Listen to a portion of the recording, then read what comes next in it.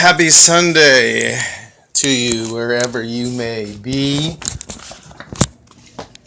Did I sound like Vince Scully of the ancient Dodgers there? Hey, got some interesting things I wanted to kind of think about, share about, take a look at here. So we got Joseph Smith in the Grove of Trees. I wanted to go over a little bit of the stuff that we did on yesterday's video, and looked at some other related things. And I want to re-look at what Spencer Kimball said. And I want to take a look at a little link here that we got from Subeam Sue, who gives us a lot of really good links. When she gives us a link, I listen. Says, "Hi Dodger, another link from me." So I know better than to ignore that, because this always leads to good things. So I already clicked on it, so I'm just going to click over to where I've already arrived there. I got it open and puffing, and she's got some professors of, anthropology and some other fields related to discussing the historicity of evidences that were presented, or proposed evidences, of the Book of Mormon. So, she's got a few of them here, and I want to take a look. So maybe we'll look at this first, because we were looking at that from the yesterday's broadcast. Spencer Kimball was bringing up a bunch of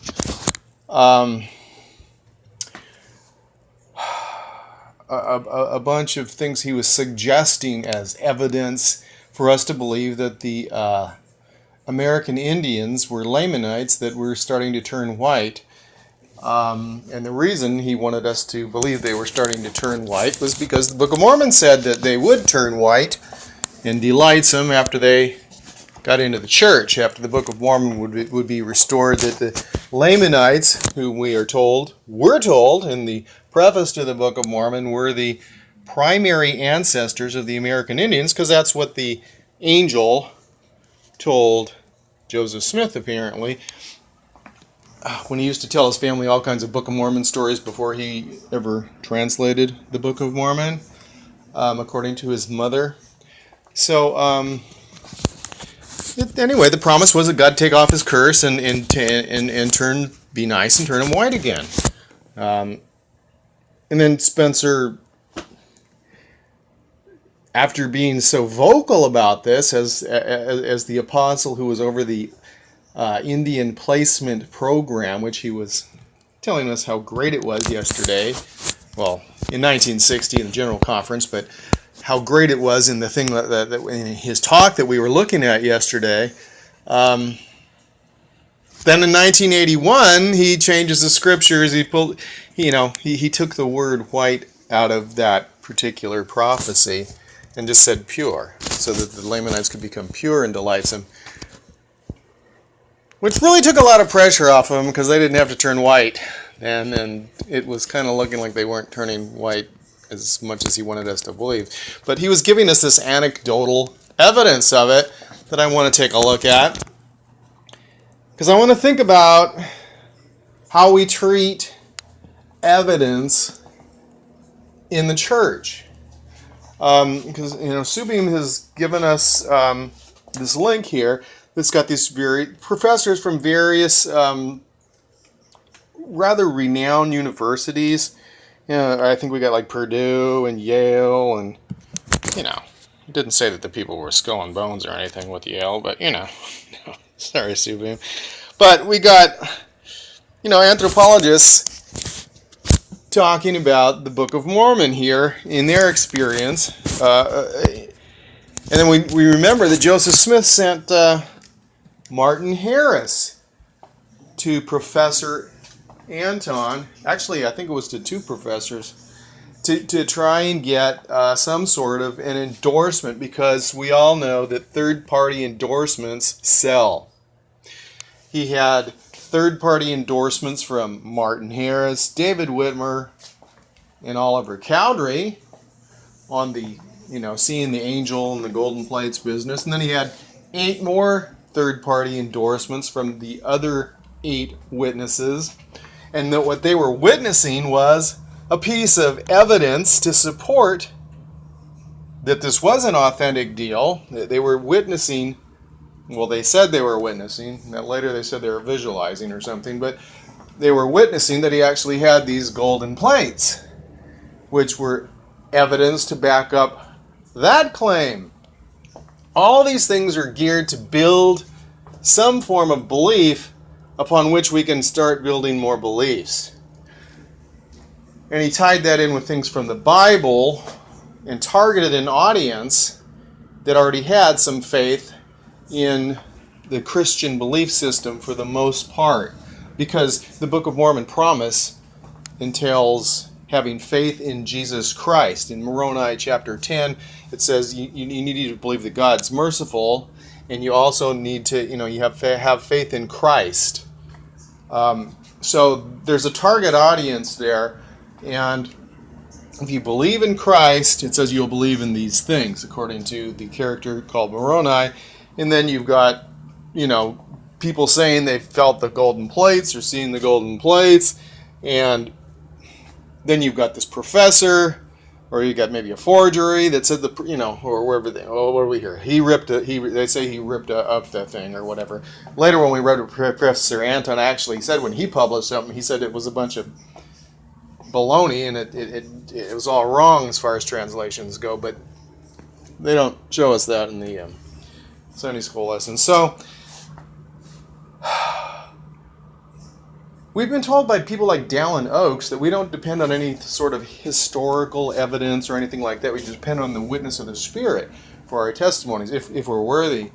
Yet, these prophets are constantly trying to give us this anecdotal evidence to try to create some form of belief and then work with it. And then when it gets proven that it's false, then we just say, well, you needed to have faith, I guess. Anyway, let's just take a peek at these, and I want to look at what Spencer Kimball did as he was using this let's give some kind of evidence to build faith with.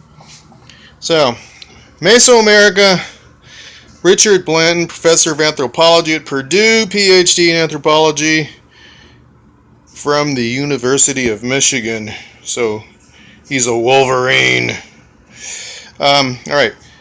Responding to someone named Zachary, he says, Zachary, I'm not familiar with the Book of Mormon in detail, but from what you indicated about its contents, it's totally made up. Ooh, that hurts. There is absolutely no evidence for any of this, not to mention implicitly racist, because it seems to imply that Native Americans lacked the ability to build civilization without help from Lamanites. Regards, Richard. It kind of reminds me of what Spencer was saying, like how the Lamanites, the American Indians, whom he called Lamanites, were finally overcoming their inability to do anything right, basically, to get out of their own way, with the help of the Latter-day Saints and the gospel. Keep that in mind for when we take a look at that similar theme. All right. Louise Burkhart, professor of anthropology, Department of University at the University of Albany. Ooh, bad place. Joseph Smith said that place was going to burn. Prophecy. Hasn't happened yet, but he said it would happen. Albany will burn with fire. Boston will be washed into the sea. And what was the other one? Anyway, Baltimore will have racial violence. No, maybe it was something with New York. It is true that I am a busy woman, but I can answer your question. Since you've already reached your own conclusions and left the church, I don't feel that I'm belittling your religion if I say that all historical and archaeological evidence contradicts the Book of Mormon's stories of the peopling of the Americas and the early history of Native American societies. The Book of Mormon is a work of faith, and naturally has credibility to the faithful, but has no historical basis, any more than the book of Genesis is a historically or scientifically accurate version of the origin of the earth and human beings. However much it or the Book of Mormon may serve as a moral guide to believers, I love that moral guide. It is better for one man to get his head chopped off than for my family to dwindle in unbelief. I guess it worked for a while, maybe. And I'm sure you can understand why people might be uncomfortable directly contradicting the teachings of what has become a very well-established religious movement. The Americas were peopled by immigrants from Asia probably 15,000 years ago, give or take a couple thousand here and there. Archaeologists still haven't quite figured this out. This is borne out by archaeology, as well as genetic evidence, DNA, blood types, and other factors. Their descendants settled throughout the entire rest of the world.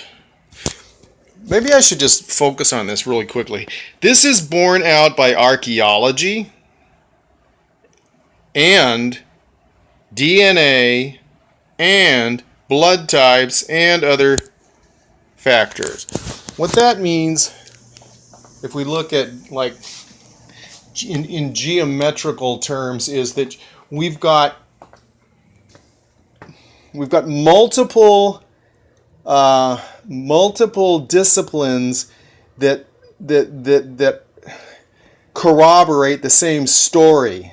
In other words, like multiple lines intersecting at one point, all coming from somewhere else. In other words, somebody that likes you, somebody that hates you, and somebody that's never heard of you, all corroborate they saw you at 12 noon, buying potato chips at the store. So you've got these individual things that all testify of the same thing independently, and that tends to say that gives a lot of credibility to an assertion, and so that gives a lot of weight to this. Is what I'm surmising. Her reason for mentioning that is okay. Complex urban civilizations developed in Mexico and Central America in isolation from the rest of the world, out of the accumulated knowledge of people who lived there for thousands of years, domesticated corn and other food crops, and learned very well how to live in those environments without help from Spaniards cooking them and chopping them up with swords, I'm guessing. Languages of the New World bear no relationship to Hebrew. Ever since Europeans became aware of Native Americans, there have been various attempts to identify them with so-called 10 lost tribes of Israel, mentioned in the Old Testament. So we might say that Joseph Smith's version was in some degree a variation of this old theme. All right, isn't that interesting? Well, some of us have heard of the View of the Hebrews book, authored by Ethan Smith, Oliver Cowdery's pastor, which seems to have some verses that seem to be very closely mimicked by things found in the Book of Mormon, and some thematic elements that are also in the Book of Mormon, including, of course, the assertion that the American Indians were a lost tribe of Israel, because we sure wouldn't want to think that they came across 15,000 years ago before Adam and Eve existed and survived a flood of Noah somehow and tell us that Genesis wasn't true. David Koranka, professor of the study of Latin America at Harvard Divinity School. Divinity School. PhD of the history of religions. Now that's relevant. From the University of Chicago. I see you are deeply interested in the history of Mexico as it relates to the Book of Mormon. I respect the Mormon religion, and I have been to Salt Lake City to see the Mormon monuments and displays. The Book of Mormon is a book of faith and storytelling, and not a history. Historically, it is inaccurate. If we go on archaeological evidence, there is no basis for what the Book of Mormon teaches. As you summarize it below, there is no record of the arrival of anyone from Jerusalem. Here's another point. People of faith believe what they want to believe about the authenticity of their own religion. Some Catholics believe that St. Thomas, one of Jesus' disciples, migrated to Mexico after the crucifixion and preached it in Mexico. This is because they found some parallels between Aztec and Maya religion in the Bible. But there is not one single fact, datum, object, word that supports either the Mormon view or the Catholic view. My book, Religions of Mesoamerica, is coming out again in paperback in September and I will address these subjects. Alright, then we got somebody from Vanderbilt or Yale that has a degree in anthropology from Vanderbilt. Let's just do one more here, right? Alright, I'm not familiar with the Book of Mormon except for in a very superficial way, therefore I am not able to evaluate its contents. However, I always tell my students that the past can be explained in multiple ways, and that there is no point in trying to make compatible, diverse explanations that derive from radically different modes of inquiry. Religious explanations, at least for major modern religions, generally rely on the criterion of authority, basing their interpretations of texts that are held as infallible. Oh, you mean like a Messiah complex, like you're led by a prophet, or the Dalai Lama, or L. Ron Hubbard, or Joseph Smith, or... The acceptance of such explanations is based on faith and belief. By contrast, scientific explanations are based on logical reasoning and empirical evidence. Explanations are not meant to be accepted, but on the contrary, they're meant to be tested. Ooh, what didn't St. Paul say? Prove all things and hold fast to that which is true? But instead in the Book of Mormon we say, just pray about it. If you feel good, do it. I mean, wait a minute. No, that was a bumper sticker in the 70s. Sorry. They are meant to be tested, and there is no established truth that is not amenable to be tested and falsified. Having said that, I can tell you I know the work of numerous archaeologists that are members of the Mormon Church, and they have produced important scientific work on Mesoamerica. I cannot tell you whether they consider the results of their work as compatible with the Book of Mormon. Oh, gee, there was one other one here, too, that... Maybe there's a lot of them, but I did read some of this, so I want to add this one. But first, before I do it, I can't source this exactly. I don't know if this was a Mormon archaeologist or something.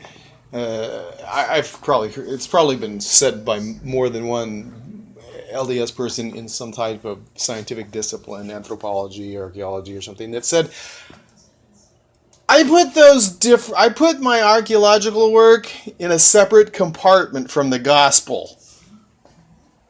What the hell does that mean?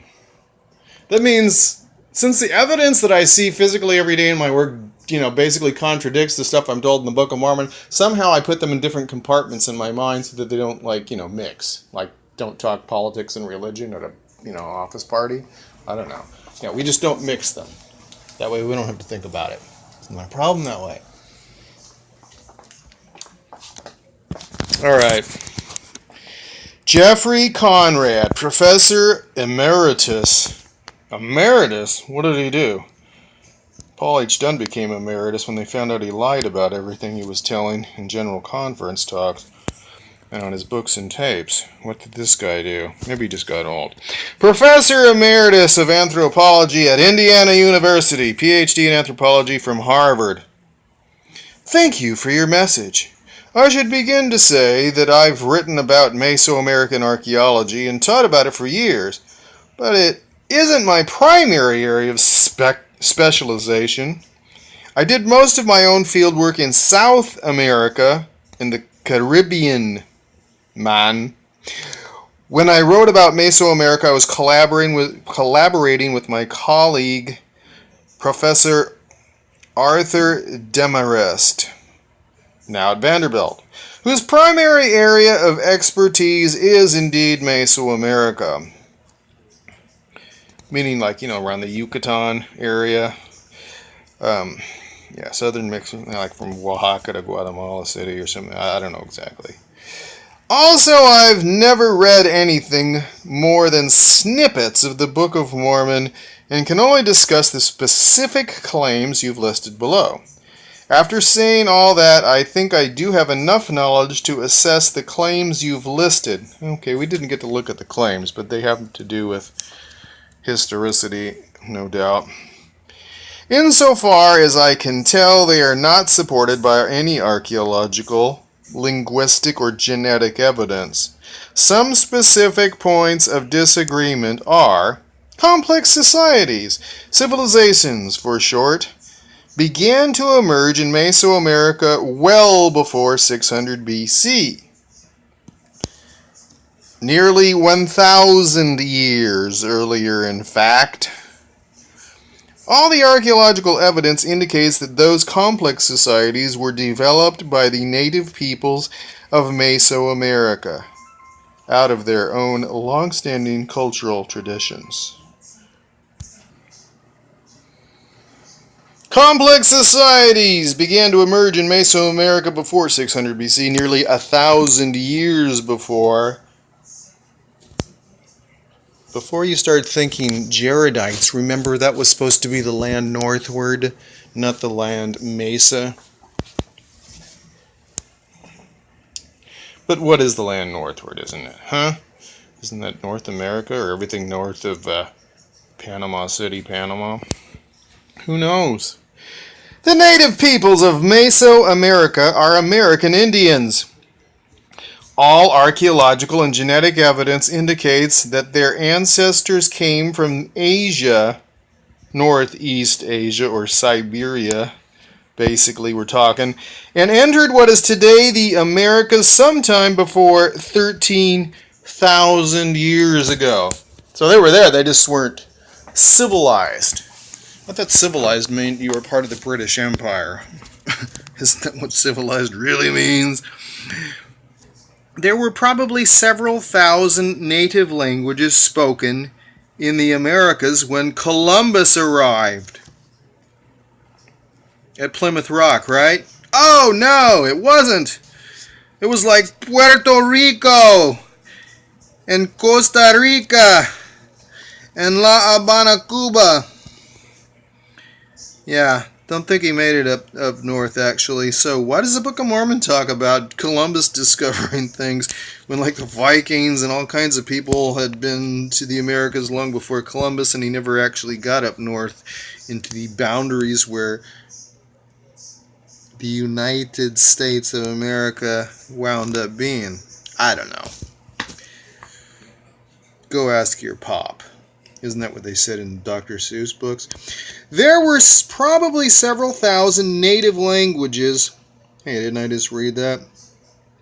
No, maybe not. There were probably several thousand languages spoken in the Americas when Columbus arrived. They belonged to a number of language families, but none of the ones we know anything about belong to the Semitic, as in from Shem, who was a primary ancestor of the Hebrews, language family, which includes Hebrew.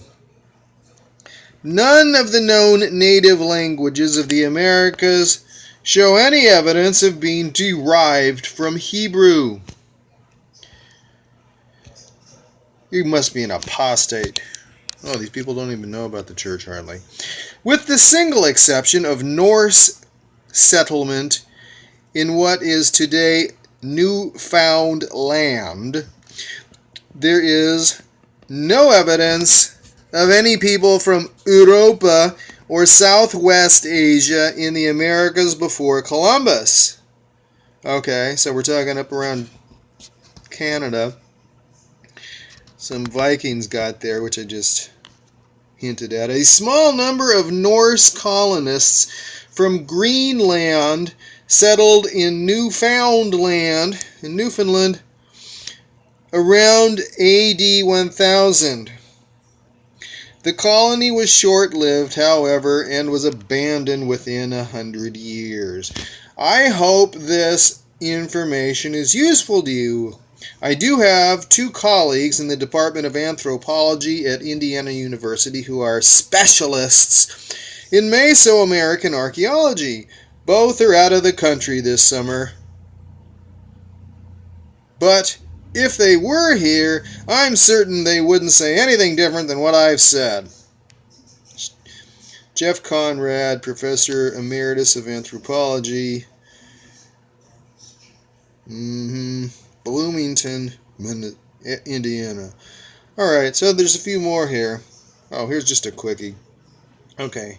Professor of History and Religious Studies, University of Texas at Austin. They're liberals. We can't even listen to them, but we'll try. From an academic perspective, the Book of Mormon is an interesting historical artifact that is probably the best example ever of the vivid religious imagination of the American people, and especially of Joseph Smith. This person should be burned at the stake. Goodness gracious. I mean, that's just heresy. Alright. So, we've got all these people talking about American Indians 13,000 years ago to 15,000 years ago, hanging out, and then getting into some complex city building 3,600 years ago in was it Mesoamerica or Central America? Yeah, so in other words, 1,000 years before Lehi and family arrived. So these things aren't exactly faith promoting, so the best thing to do is ignore them because they don't help our faith. If we want to believe, then we need to not permit ourselves to read these things because they're harmful to our faith. Stay away from facts, because facts are harmful to faith. Because faith is the ability to believe in things that have no basis in reality, but if we prove that, then we have to realize we're delusional, and that's problematic. Alright, so why did they try to build faith with these stories then? I'm going to take a look again at what Heber's descendant, probably Heber's descendant, somehow related to Heber C. Kimball and his many wives, would be Spencer Kimball. May not be a direct descendant, but something about that Kimball name. I don't think they just all belong to like the Kimball Piano Company or something. The Day of the Lamanites by Elder Spencer W. for Woolley Kimball,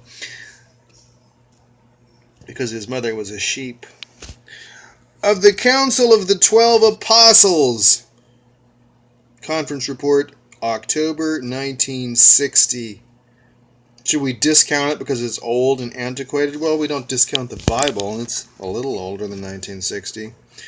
Okay, so when he's talking about people in the Southwest, once again, let's review it. If you've watched yesterday's stuff, then we're taking a little slightly different. We're going to analyze this a little more because we kind of whiffed right through this yesterday. A land where a new amalgamation of peoples and kindreds taking place, and where the gospel of Jesus Christ is neutralizing the centuries of dwindling unbelief. Because in the Book of Mormon it says that the Lamanites dwindled in unbelief. Thank God that the Nephites had the scriptures from Isaiah that Nephi murdered Laban for, so that they wouldn't dwindle in unbelief. Okay, so because they dwindled in unbelief, they can't take care of themselves. They're wild and ferocious, and all the things that we learned out of the Book of Mormon that said they hunt beasts of prey, and they're idle, they're indolent, they're loathsome, and it's because they don't believe in Jesus Christ. Probably everybody you know that might have left the church is probably like that. They probably are indolent and loathsome, and they're always drunk, and they probably are dying of AIDS and frequent gay brothels or something, if that actually exists. Don't they? Well, some might, but are those the ones that left because of studying church history, or the ones that left because they just wanted to have a party on Sunday? You don't have to leave the church to have a party on Sunday. I'll give you a real good secret. You call it an open house. Okay. I found evidence of waning superstition and of growing faith in the gospel. I saw people who have for centuries been as chaff before the wind, settling down to industry and security and permanence. So what does that mean? Chaff before the wind, settling down to industry. So basically these Indians are a bunch of lazy bums, is what Spencer's saying. So if you're, have American Indian descent, like various people I've been friends with or talked to, people in church, some of my La Manita friends, this sounds pretty demeaning, like your people are a bunch of bums, But like I said yesterday, the American Indians kind of like to preserve the land a lot. They didn't wipe out 50 million buffalo in 3 years, shooting them and just wasting them or whatever. I'm not into eating animals, but they were into survival, and at least they weren't doing what the opportunists did for financial gain, just to get pelts and stuff. They were driven onto the worst lands in America, and given whiskey, and then wondered why they didn't have factories there or something. I found evidence of waning superstition and of growing faith in the gospel. I saw people settling down to be industrious instead of lazy, worthless bums, basically. He's saying, a people who for more than a millennium, more than 1,000 years, have been as a vassal, tossed about upon the waves without sail or anchor or without anything wherewith to steer her. It's in Mormon 5:18. So, okay, if you don't have Mormonism, you are tossed about as a wave upon the sea. You are being characterized as, basically not having any decent foundation here. It's pretty demeaning to other people's cultures. It's like saying, my culture is based on the one true God and the one true faith, and whatever yours is just crap. Which is what the Book of Mormon says about all other Christian faiths, in particular when it talks about the Church of the Devil. But they don't talk like that anymore. Why? Did God change his mind?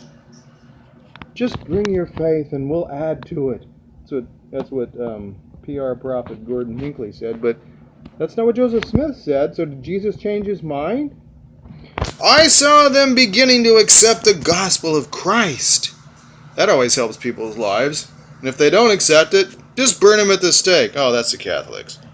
Just send the Danites after them. That's Brigham Young.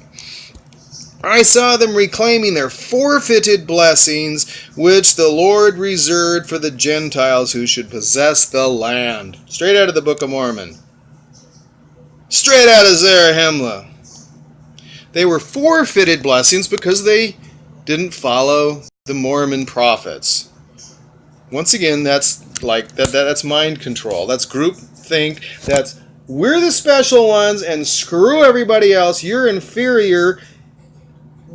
And because you're inferior, you're meant for God, to be trodden upon. God will, trash you, and if you got stuck on a reservation, you deserve it, It's the same kind of thing that the Muslim extremists are doing when they say that they can enslave people and treat them like trash. It's the same thing that Yahweh did, through Moses and in Joshua, in murdering people, at least in their story, in the Old Testament. We're superior. We've got the right God.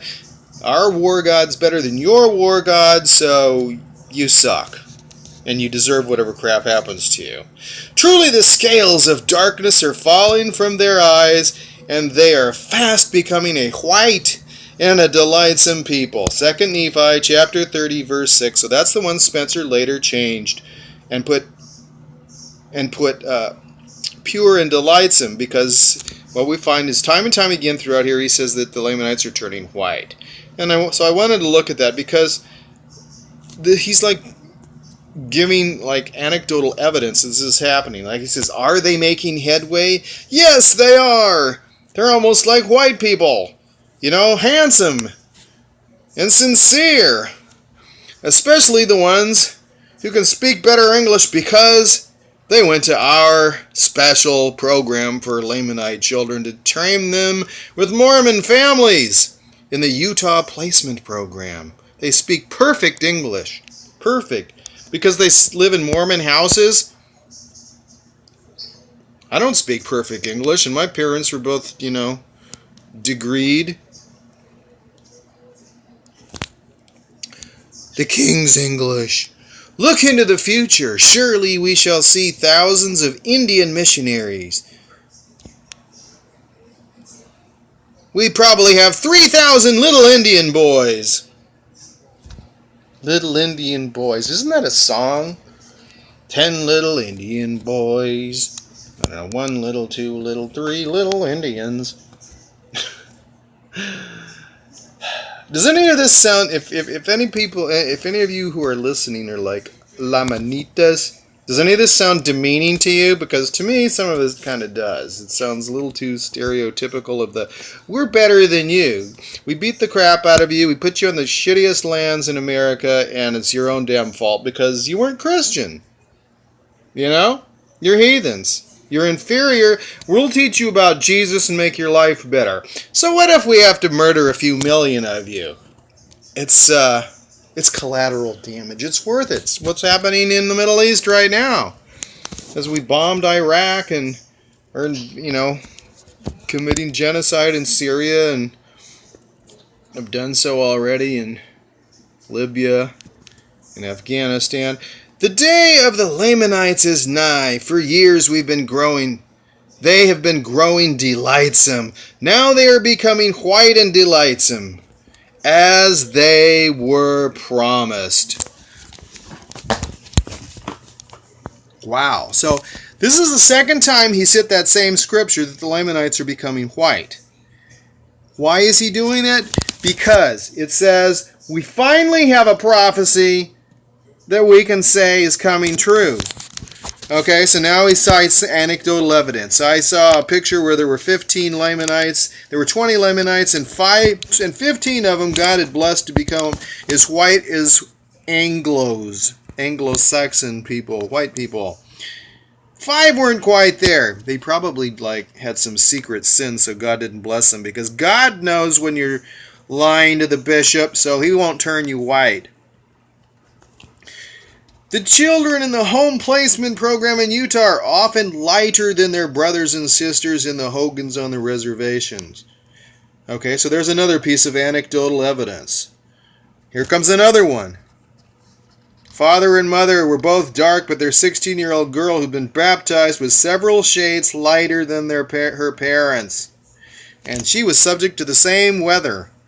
I don't know. Did she work outside all day like them? I don't know. But whatever it is, the bottom line is she is turning white because she's a member of the church. But I guess as innocent and sweet as she is, she must be hiding something, because she's not all the way white. There was a doctor in Utah who for 2 years had an Indian boy in his home, and he said that he was some shades lighter than the younger brother who was just starting in the Indian placement program from the reservation. So the longer that you stay with a white family in the church, the whiter you get, as long as you're, obeying the word of wisdom and not looking at porn and whatever, right? Or drinking beer for God's sakes, even though the Book of Mormon says it's good, but don't drink whiskey at least. Spencer W. Kimball, president of the church, gives evidence after evidence, but they're all anecdotal. Can we check any of these? What does he show us a picture with some lighter skinned Lamanite in it, and we're supposed to know that,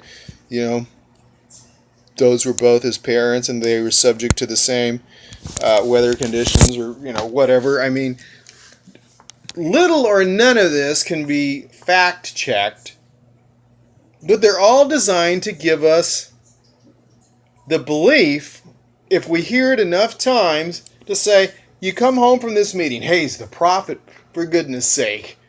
He couldn't possibly lie to us. Not only, he's on the stand. General conference. He was an apostle, which means he's a prophet, seer, and revelator,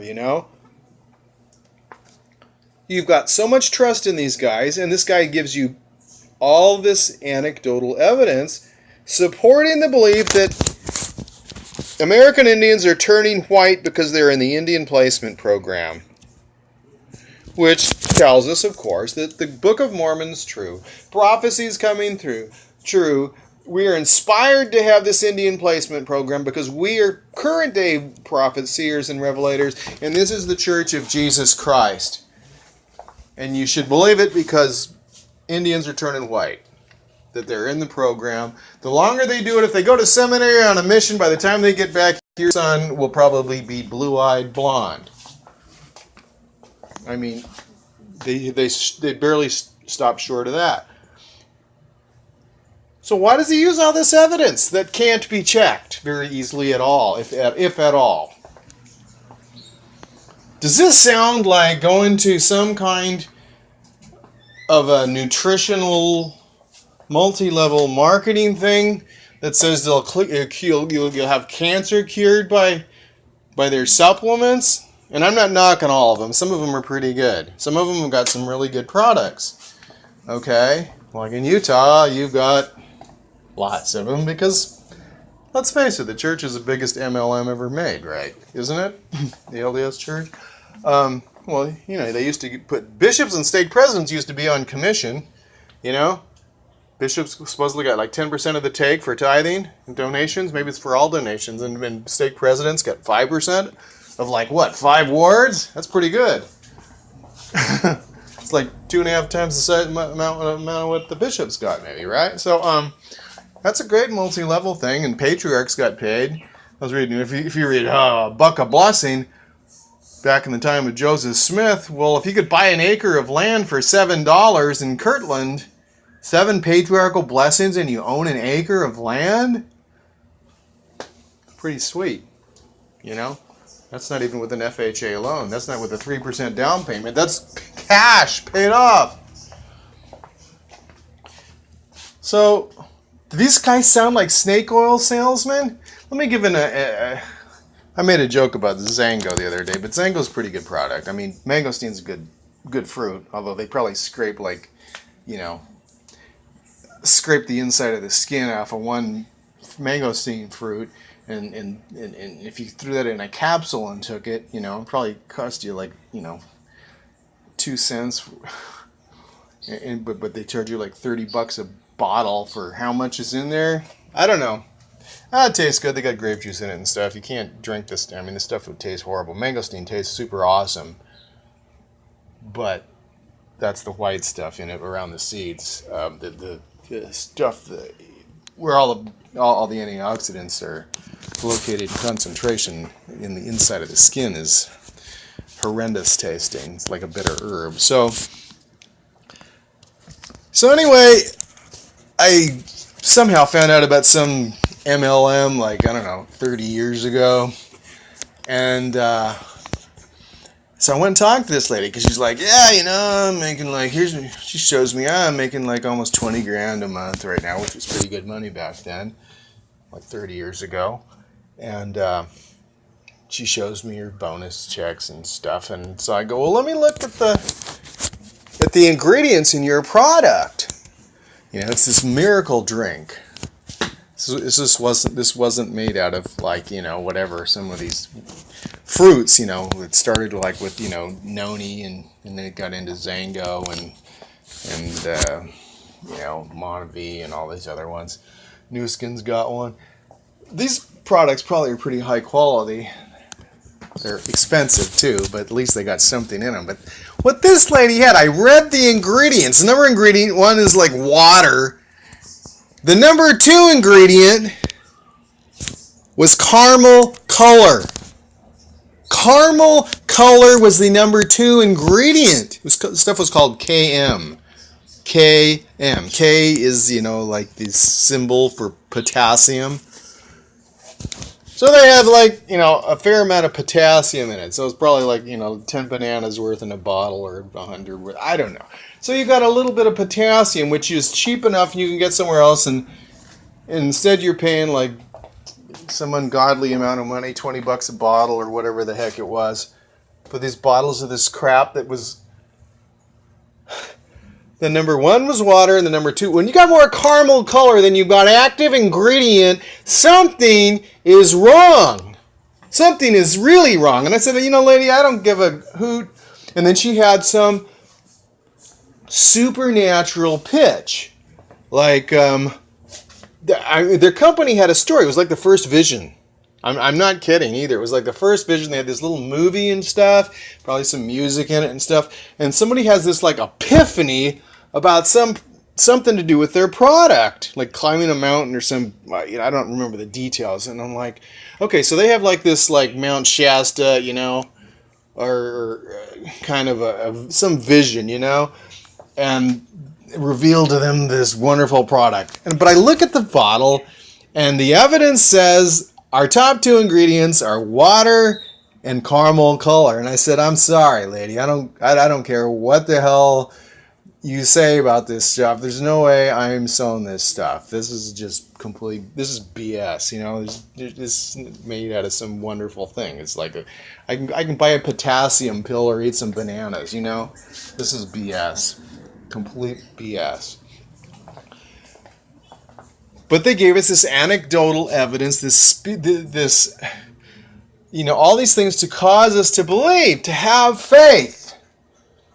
But if you closely examine things, then you can determine whether or not there really is a basis for this. So if we examined what Spencer Kimball says here, he doesn't give us the kind of information, that's going to do that. And when we look at it's totally anecdotal. So we're supposed to believe that some kids turn white because they go to,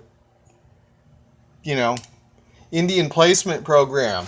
So basically, if you're Mexican and you go to seminary in Southern California, you should be turning white. So maybe I should take a poll and say, all you people that Trump wants to kick out, if you're going to seminary, are you any whiter? Seriously.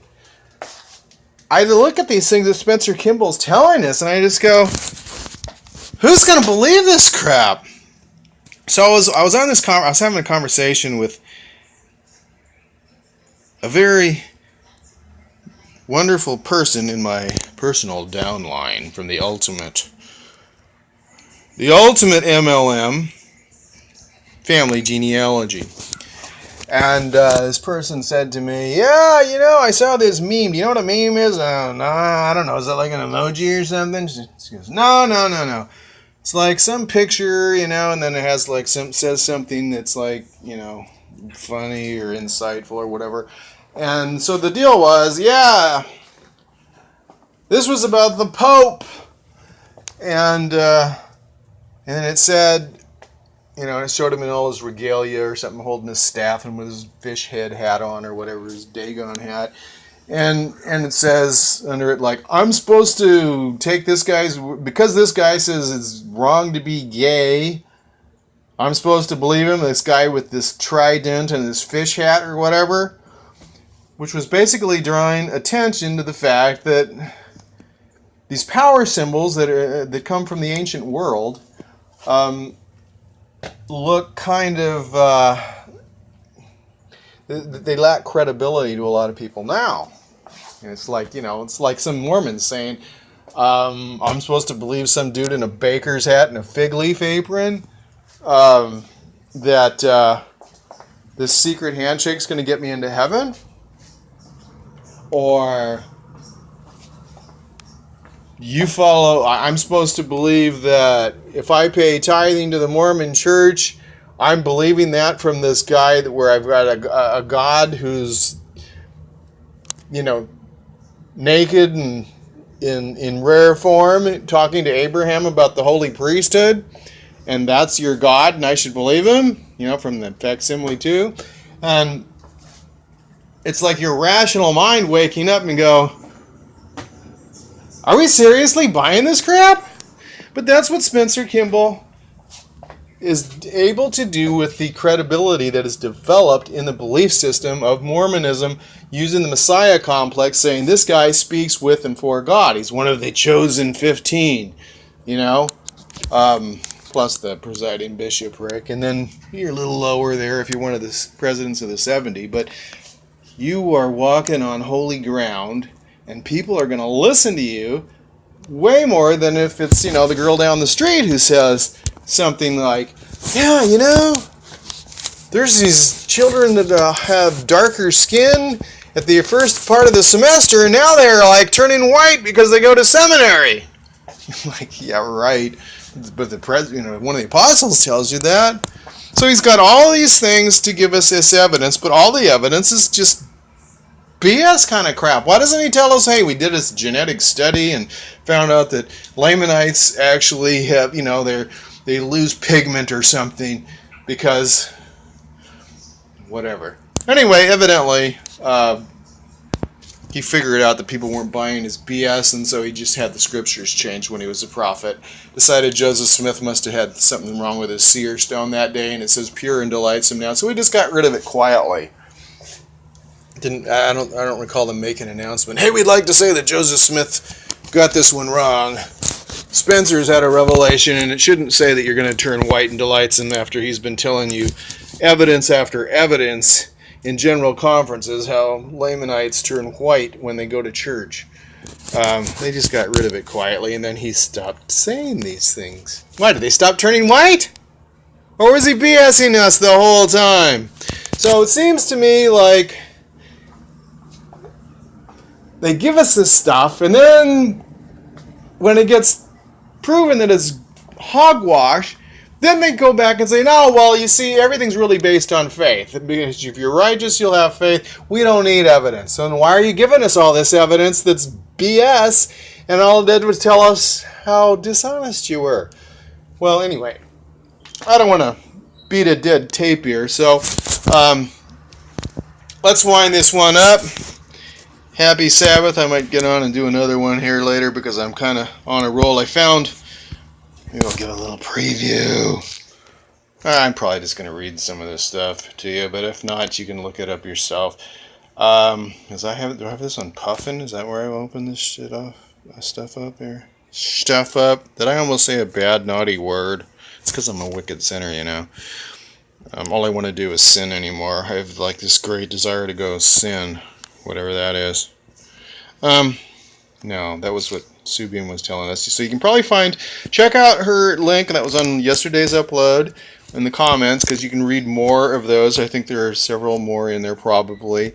Whenever you see her comments with a link, I'd advise clicking on it because they are generally very well sourced. And I wanted to say this one here, 15 mind control techniques. I'll probably do a video on this, maybe even tonight. 15 mind control techniques. Maybe I should read the whole thing. I've already read through some of it, and there's some YouTubes on it and so forth. Both churches and cults use. Both churches and cults. Churches are cults! Religions are cults, and churches are, vehicles for cults. Big, fancy, majestic. Let's just rip through a couple of these. Mandatory regular attendance.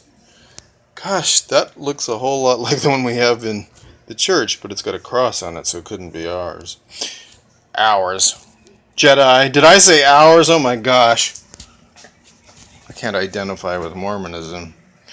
Big, fancy, majestic buildings because you're in awe, which makes you believe intrinsically that they're speaking the truth. Anyway, these are great techniques that are mentioned here. The hierarchical hierarchy. Hey, it looks like an MLM pyramid. It looks like an MLM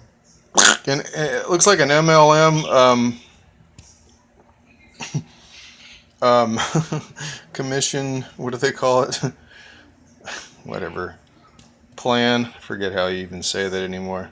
Charismatic leaders. His Holiness the Dalai Lama. Yeah, and then they talk about using trance stimulation, so like singing, it gets you nice. It gets you in the, you start off with a song, but what that does is lull you into a state where you're more receptive. Plus, if you're in this big, beautiful building, you're like, oh my gosh, I'm in awe. It's so heavenly in here.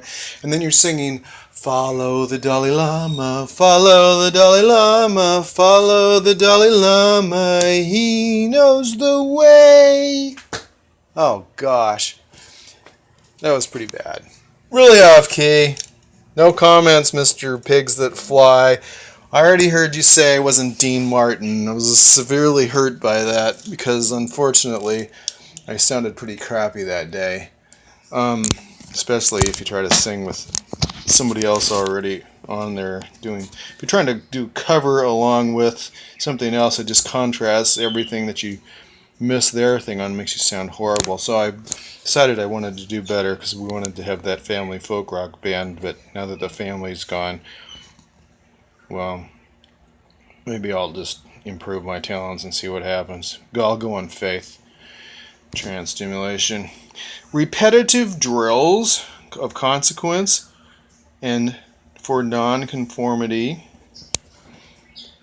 Getting people to follow in line. It's like a sales technique. Ask 3 questions where you know that the answer is going to be yes. And then you've already conditioned the person into saying yes 3 times. You're conditioning behavior, and then you move it steadily into more things, the deeper that you wouldn't have originally gotten an immediate yes with. But once the pattern is established, they say yeah, yeah, yeah, yeah, and then pretty soon everything's yeah. Consult Zig Ziglar, he knows about that. All non-believers go to hell. The us versus them. These are all anyway. This is so I'm going to go over this, but I think not now. I don't want to get to an hour on this, and it looks like I'm at 57 minutes. So it's already getting a long attention span for some people, including me. The call for action, and then we heard Billy Graham, the guy I wrote the letter to learn, because I had questions about Christian religion as a youth. I wasn't Mormon, but I never sent it. It was in the top dresser drawer because this guy was quite a speaker, a Freemason, I believe, probably 33rd degree Scottish Rite Freemason, and funded by the Paperman from San Francisco Chronicle, William Randolph Hearst. Why would he back him? Why do we have all these religious leaders that are Freemasons that don't actually believe the kind of stuff that they preach? Because they're manipulators from the Luciferian religion. Who's this? Tiny Tim? No, Alcavenge, Wackovenge, whatever his name is. Al Wankovenge. Oh, and here we've got something on Mormonism. Recruitment. Okay, so anyway, I'll probably go over that one a little bit more after I've read it. Because we need to be able to identify mind control techniques and NLP, hypnotic language techniques, sales techniques. When you know them, when you watch Dieter and the boys using them, you'll say, why are they trying to mind control me? Have a nice evening. Dodger game out. Do some commenting, will you?